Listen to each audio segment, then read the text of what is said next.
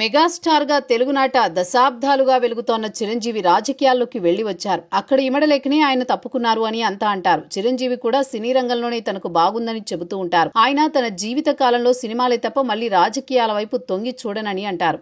అయితే చిరంజీవి చుట్టూ రాజకీయాలు మాత్రం అలా తిరుగుతూనే ఉంటాయి.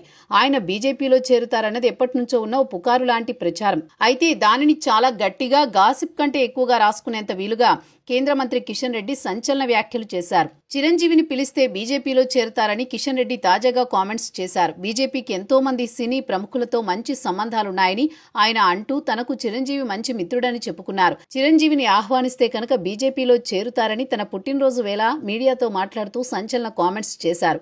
ఎంతో మంది సినీ ప్రముఖులు బీజేపీకి ఎన్నో విధాలుగా సాయపడుతూ ఉంటారని చెప్పారు. అంతేకాదు ఎన్నికల్లో ప్రచారం కూడా చేశారని ఆయన గుర్తు చేశారు. మరోవైపు చూస్తే చిరంజీవి మధ్య కాలమంతా బీజేపీ పెద్దలతో కనిపిస్తూ ఉన్నారు. ఆయన ఈ ఏడాది ఢిల్లీలో కిషన్ రెడ్డి ఇంట్లో జరిగిన సంక్రాంతి వేడుకల్లో ప్రధాని మోదీతో పాటు పాల్గొన్నారు. దాంతో ఆ సమయంలో దాని మీద ఎంతో చర్చ సాగింది. చిరంజీవి బీజేపీలో చేరడం ఒక్కటే తరువాయి అని కూడా అంతా ప్రచారం చేశారు. అయితే చిరంజీవి అయితే రాజకీయాలకు దూరం అన్న తన స్టాండ్ ని మాత్రం అలాగే కొనసాగిస్తున్నారు. ఇక కేంద్ర మంత్రి కిషన్ రెడ్డి చెప్పినది కూడా నిజం. ఆయనకు చిరంజీవితో మంచి రిలేషన్ ఉంది.